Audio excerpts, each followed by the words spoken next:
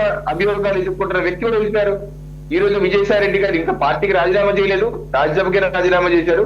పార్టీకి ఎప్పుడు చేస్తారో చేయరో మనకు తెలియదు. సో ఆ ఎలక్షన్ మీకే తెలుస్తుంది, ఎందుకంటే బీజేపీకి సన్నిహితంగా ఉంటారు కాబట్టి ఆయన.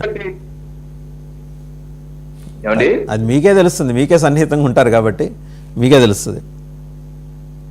పార్టీకి రాజీనామా చేస్తారు. ఆయన వైసీపీకి రాజీనామా చేస్తారో లేదో మనకేం తెలుస్తుందండి, మీకు తెలుస్తుంది. ఎందుకంటే మీకు అన్ని సీక్రెట్ తెలుస్తుంటాయి కదా. బీజేపీకి సన్నిహితంగా ఉన్నారు కాబట్టి మీకే తెలుస్తుంది, ముందు సమాచారం మీకే. మీరు ఆయన మాట్లాడింది చూసే ఉంటారు. హిందుత్వం గురించి టైమ్ అండ్ అగైన్ మాట్లాడారు. ఆ రోజు రాజ్యసభ చైర్మన్కి రాజీనామా సమర్పించి బయటకు వచ్చిన తర్వాత నేను హిందువుని, హిందుత్వం నా రక్తంలో ఉంది. ఎందుకు అంటే అక్కడే తెలిసిపోతుంది.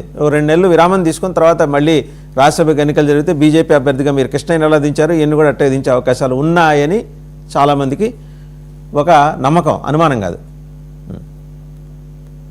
సరే, హిందూ అనేది ఎవరు పేటెంట్ కాదు, అది ఎవరన్నా చెప్పొచ్చు. హిందువులు అన్న వాళ్ళు నేను హిందూ అని చెప్పుకుంటారు, లేకపోతే హిందూ ధర్మం నమ్మకం చెప్పుకుంటారు. అంత మాత్రం చేత బీజేపీకి జాయిన్ అయిపోతారంటే ఇప్పుడు ముందు రాజీనామా రాజీనామా చేయాలి కదా. చేస్తారు, 2 నెలలు విరామం తీసుకొని చేస్తారు. ఆయన రాజీనామా చేయలేదు. మీకు చెప్పుండొచ్చు, ఆయన మీకు ఫోన్ చేసి మీకు చెప్పుండదు, పాత్రికేయులు కాబట్టి మీకు చెప్పుండొచ్చు. ప్రస్తుతం అలాంటి ఢిల్లీలో ఉన్న వాళ్ళకి చాలా మందికి చెప్పారండి. చెప్పింది ఏంటంటే అదే సార్, నాకు తెలియదు కదా సార్, నాకైతే చెప్పలేదు.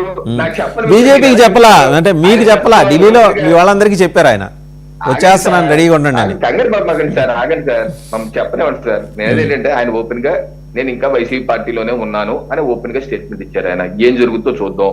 ఇప్పుడు నేను గత డిబేట్ లో అనేక సార్లు చెప్పాను, పార్టీ నేతలు ఇప్పుడు షర్మిలారెడ్డి గారు కుటుంబం నుంచి వెళ్ళిపోయి సొంత పార్టీ పెట్టుకుని నేను ఆడపిల్లలను కాదు ఈడపిల్లలు కాదు ఆడపిల్లలు అని చెప్పి మళ్ళీ ఏపీకి వచ్చి కాంగ్రెస్ లో జాయిన్ అవుతుంటే ఎవడన్నా ఊహించారా? అసలు తల్లి కూడా వదిలేసి వెళ్ళిపోతుంది, ఎవడన్నా ఊహించారా? సో అనేకమైన ఊహలకి అందరికీ జరుగుతూ ఉంటాయి. ఏం జరుగుతుందో ఎలా జరుగుతుందో ఎవరు ఏ పార్టీలో ఉంటారో దేవుడు ఎరుక. అంత మాత్రం చేత ఈయనేదో బీజేపీ నడిపిస్తుంది ఆయన. నేనేంటంటే గత 2 సంవత్సరాలుగా చూడండి వైసీపీ పార్టీ యొక్క ప్రస్థానం ఏ రకంగా ఆ పార్టీలో నెలకొన్నటువంటి సంక్షోభం, నాయకత్వ సంక్షోభం, అలాగే జగన్మోహన్ రెడ్డి గారి వ్యవహారం. ఆయన ప్రతిపక్షంలో ఉన్నప్పుడు కూడా జతగా ఉన్నటువంటి వ్యక్తులు ఆయన ముఖ్యమంత్రి అయ్యాక ఆయన వ్యవహార శైలి చూశాక పారిపోతున్నారంటే ఆయన యొక్క పోకడి, ఆయన యొక్క విధానం, ఏ నమ్మకంతో అయితే ఆయన సొంత పార్టీ పెట్టి ఇవన్నీ చేసి ఉన్నప్పుడు ఆయన కూడా ఎందుకున్నారు. ఈ రాజశేఖర రెడ్డి గారి తనయుడు ఆయన ఎలాగే నమ్ముకున్న వాళ్ళకి నిలబడిపోతాడో అలాగే ఈయన కూడా అలాగే ఉండిపోతాడు, మనకు బాగా మంచి జరుగుతుంది అని అనుకున్నారు. అందరూ ప్రతిపక్షంలో ఉన్నప్పుడు కూడా అడ్డుపెట్టుకుని ఉన్నారు. అది ఎప్పుడైతే ముఖ్యమంత్రి అయ్యాడో ఆయన నిజస్వరూపం చూపించేసరికి తనకు దగ్గర ఉన్న వ్యక్తులు, తన పార్టీ ఫౌండర్స్, పిల్లర్స్ అనేవారు పారిపోతున్నారు. అది వాళ్ళ ప్రాబ్లం, మన ప్రాబ్లం కాదు.